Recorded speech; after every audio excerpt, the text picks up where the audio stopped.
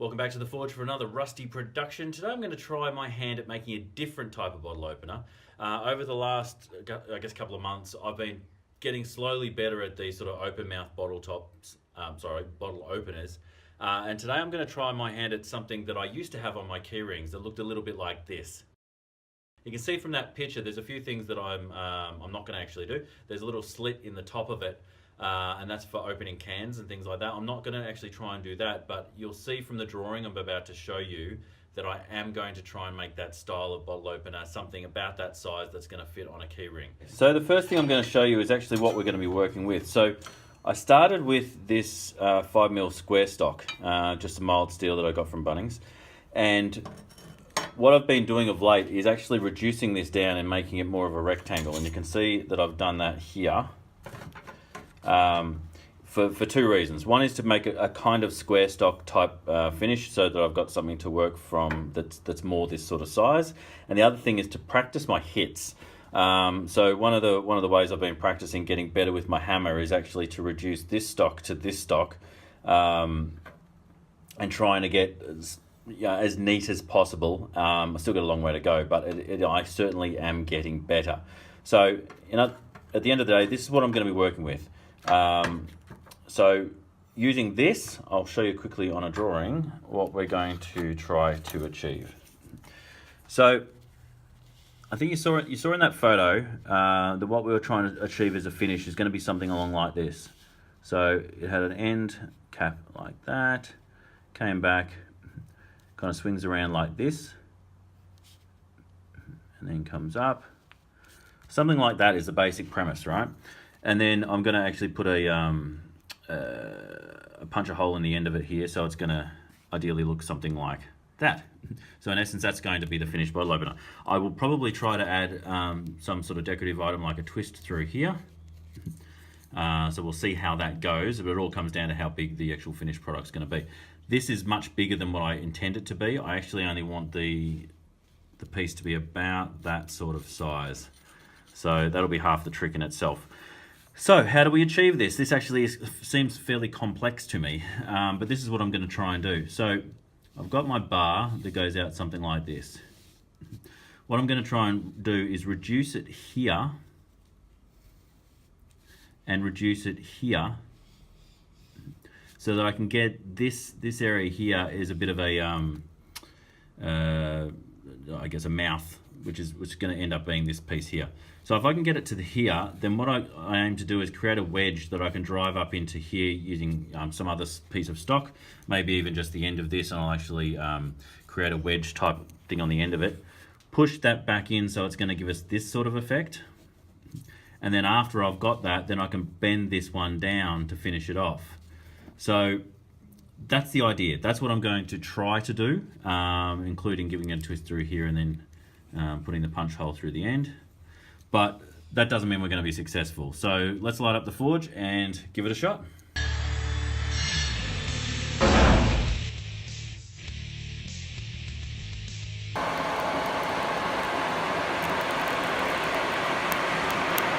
so first things first, I'm going to take this 5mm square stock and I'm going to create a wedge at the end of it.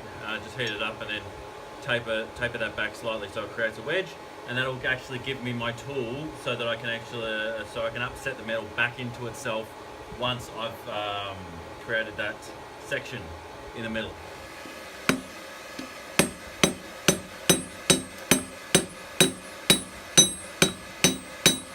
Creating a wedge. I don't know if you can see that wedge there, but that's about what we're after. Well, next we'll put the square stock in the fire, get that end nice and hot. Alright, do the front of it first.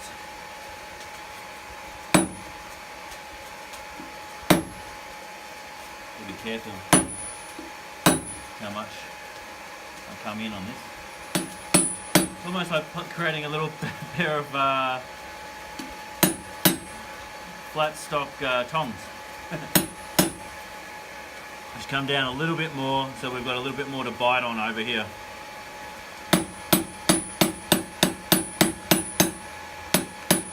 Looks pretty good. So my next step is to actually either cut back in here or cut into here so I create that mouth. I'm thinking that what I should be doing is actually using the wedge to cut back into here first, because it'll push some of this material back. If I try and do that after I've done this piece, it's going to push this whole mouth back. So I push it in now, and then I'll reduce this side afterwards, and then that can push that forward so that I get sort of that shape, if that makes sense. This is kind of a tricky angle that I want to show you. Here's my wedge in the vise, and I'm going to be coming down with the metal here to actually create a wedge back into the metal. So it's all in the fire, it's coming out in a moment, and then I will come back to here and we'll see what you can, hopefully you can see what I'm trying to achieve.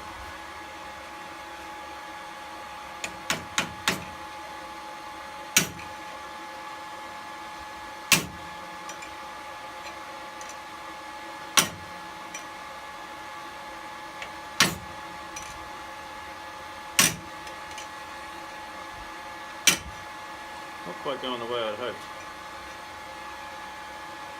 I think I just need to heat it up more. But basically what I'm trying to do is stick it onto there. Let that sit off too. And have it hammer back into itself. Just reduce the height on this because it was bouncing around a little bit too much.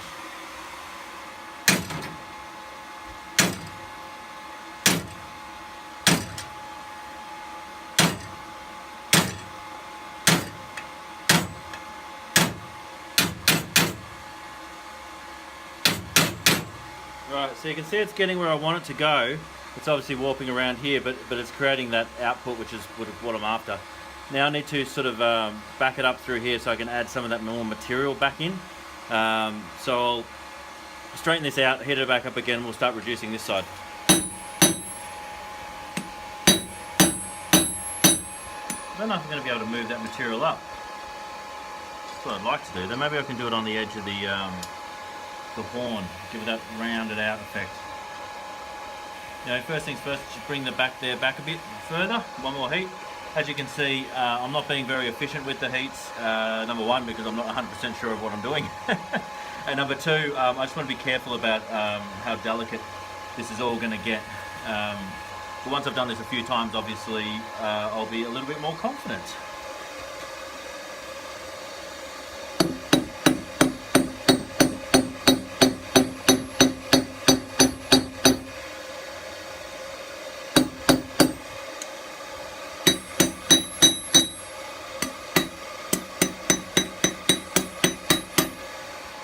Going to flatten it out through the back here.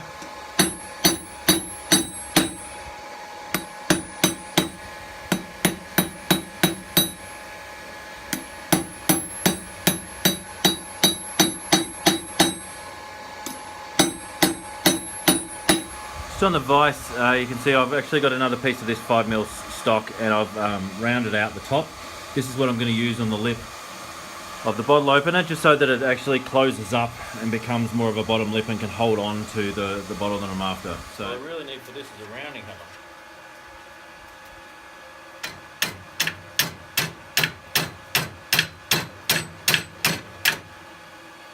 It's basically there. Still a lot of work for this little thing. I'm going to score this where I'm going to punch the hole. I don't want this to be too long at the end of the day, so I'm going to look at about there. This should be interesting because the punch I've got is far too big for this piece of metal, so I've made myself a little punch, which looks something like this, and I just made that then just to, you know, ideally go through this halfway and then halfway on the other side, but we'll have to see. It could wreck the entire thing. Let's heat this up, get it ready to punch, and see how we go.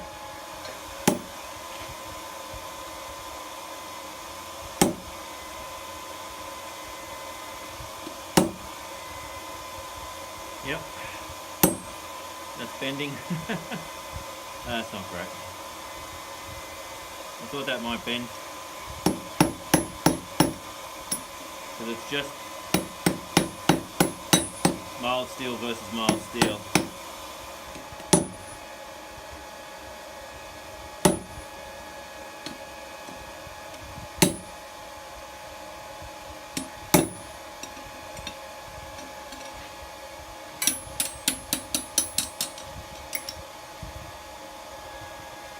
slugs on the other side, just to knock it through.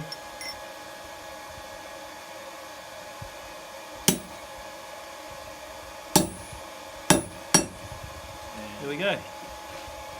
There's our hole. And I just might widen that out so it looks a little bit neater. But I'll just do that in the final heat. So I'm just going to use the bigger punch this time. Just widen it out a little.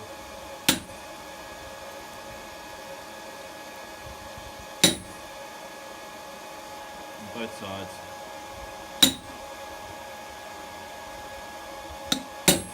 That looks pretty good. See the hole there?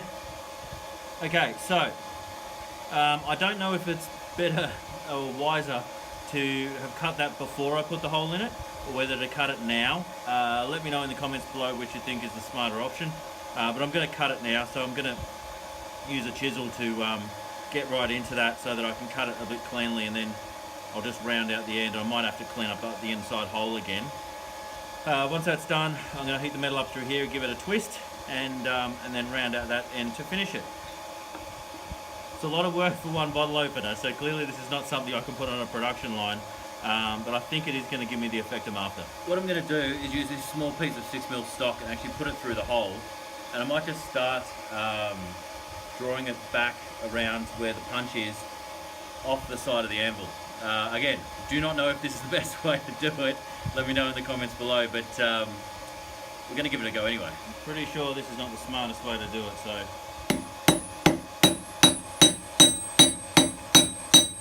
If anyone's got any better ideas, I'm all ears.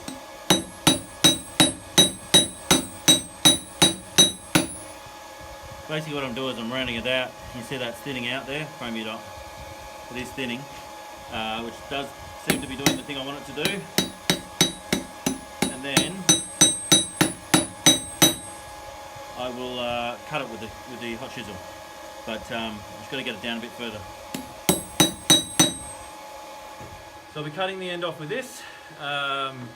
Clearly I could be using this, but for some reason I'm a glutton for punishment, and because this whole blacksmithing thing is about practice, this is what I'm practicing with.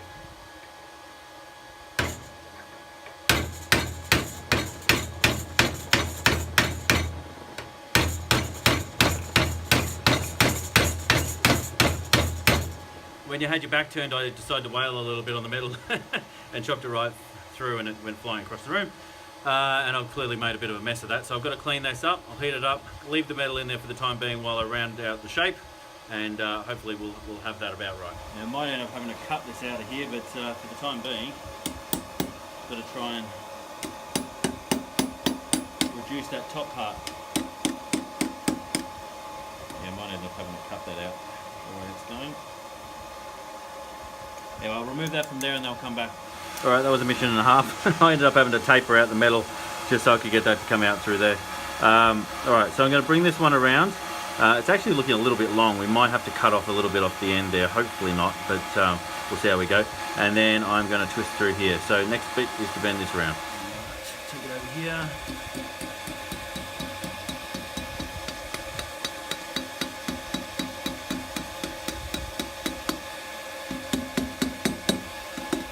That's pretty much what I was trying to do.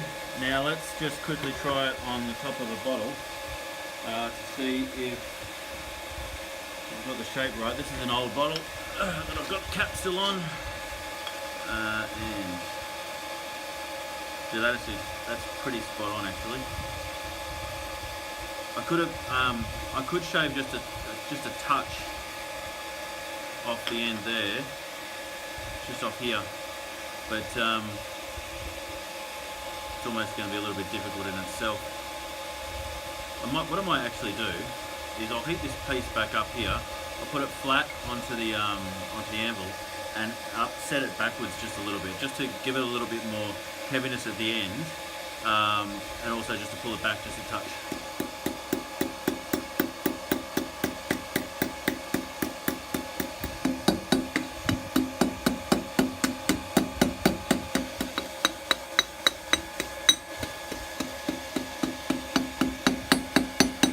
Alright, heat through there, twist it up, and then we'll be ready to finish.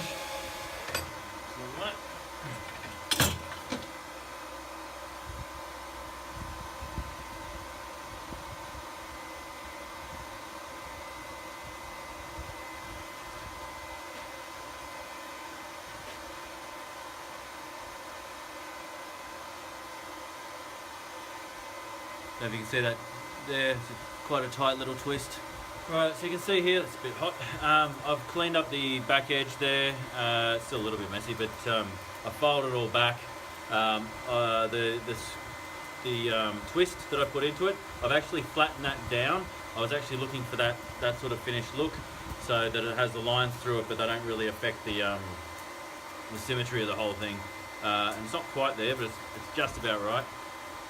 What I'm going to do is touch mark it. So I've got my touch mark. It's a little bit fat. It will definitely fit on this part here, but I want to put it on the back end there. So I'm hoping this is not going to screw the whole thing up, but I'm going to heat that back part right up, put my touch mark on, and then we'll start giving it a good brush and call it done. That's not too bad. It's in there.